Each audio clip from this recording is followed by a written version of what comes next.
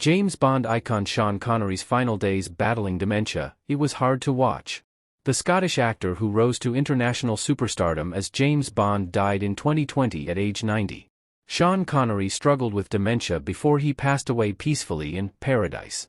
The Scottish actor who rose to international superstardom as the original James Bond died October 31, 2020. He was 90. The Oscar winner is the subject of a new book, Connery, Sean Connery, which dives into his decades-long career in Hollywood and the obstacles he endured in his lifetime. Author Herbie J. Pilato spoke to numerous sources and former co-stars to better understand the man behind the iconic character. The book also features never-before-published commentary from Connery's pal, Brendan Lynch, about his final days. Connery died, at some beautiful ripe age, but had some measure of dementia, Pilato told Fox News Digital. Dementia is not just a mental issue. You're affected physically in other ways. It affects everything. So it's not just the mind. And to see someone who was so strong battling this disease, it was difficult. If anybody looked like a movie star, it was Sean Connery, Pilato shared. But towards the end, when he was frail, it was hard to watch. It was hard to see that.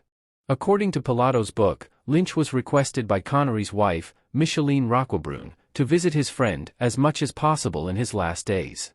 Their homes in the Bahamas were close to one another. Because he wasn't well at all, Micheline did ask me to try and see a bit more of him in the end, Lynch recalled, as quoted in the book.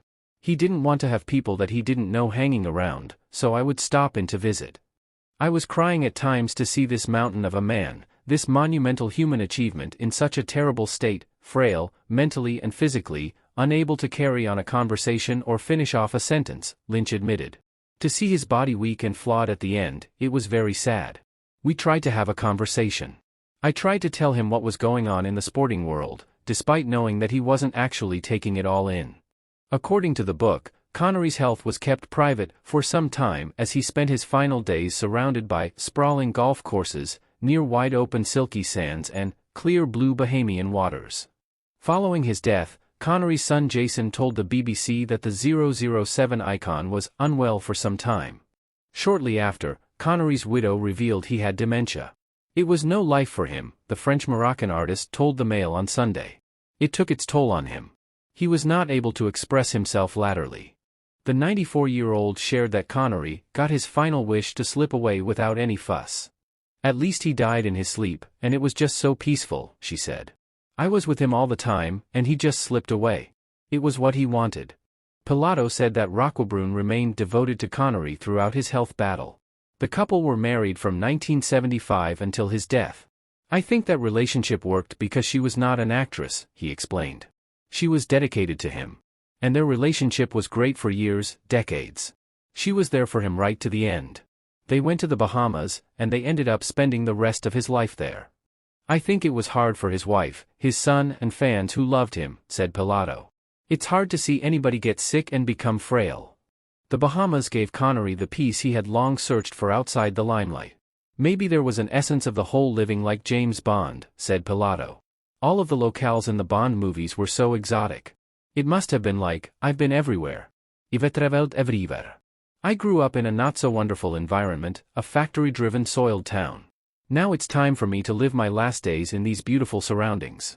It's probably as close to heaven as far the look was concerned, Pilato added. According to reports, Connery relocated to the Bahamas in the late 90s, but life in paradise wasn't without its challenges. In 2006, his first wife, Diane Salento, wrote an autobiography, My 9 Lives, in which she alleged that Connery was abusive. He vehemently denied the allegations. The couple married in 1962, but the union was tempestuous. It ended in 1973. I think it's important to clarify, you don't know what goes on in these relationships between people, Pilato explained. And the people directly involved, both Sean and Diane, are gone now. She was an actress. He was an actor. So there was that competition going on. And when he first became James Bond, people were obsessed with him. He liked it in the beginning, but he didn't expect it to be what it became, which was this amazing phenomenon. So then he got sick of it. In the meantime, Diane was trying to carve a little part of her career out, and she was getting overshadowed by Sean, Pilato continued. So they were both sick of James Bond. I think that contributed to whatever issues they had. Stardom is a tough thing for everyone, but when you reach the height that Sean reached with James Bond, it's even harder.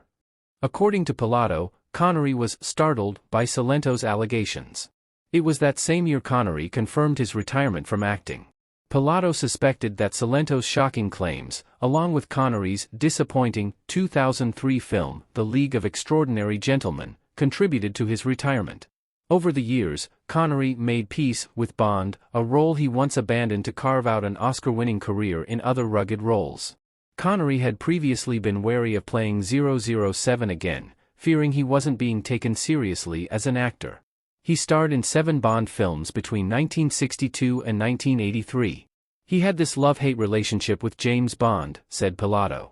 But there was always a little measure of Bond, I think, in everything he did. Finally, before he left this world, he came to peace with being Bond. I'm not sure if he came to peace with whatever was going on with his first wife. Salento died in 2011 at age 79. Pilato said the secret behind Connery's lasting marriage to Roquebrune was surprisingly simple: golf. As his acting roles diminished when he reached his 70s, Connery spent most of his time at his tax-free home at Linford Cay, where he played golf every morning, often with his wife.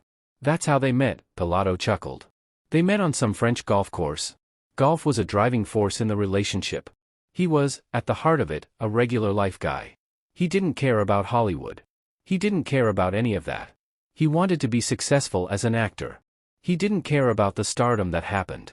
He enjoyed it, and then he hated it. But that was not the plan. Pilato hopes his book will paint a bigger picture of who Sean was as a man, as an actor, and as a human being. Sean Connery was James Bond, he said. As much as he tried to escape it, he couldn't. As much as he tried to go beyond Bond, he did, but ultimately, he didn't. It was a constant back and forth. And in many ways, he was a mystery.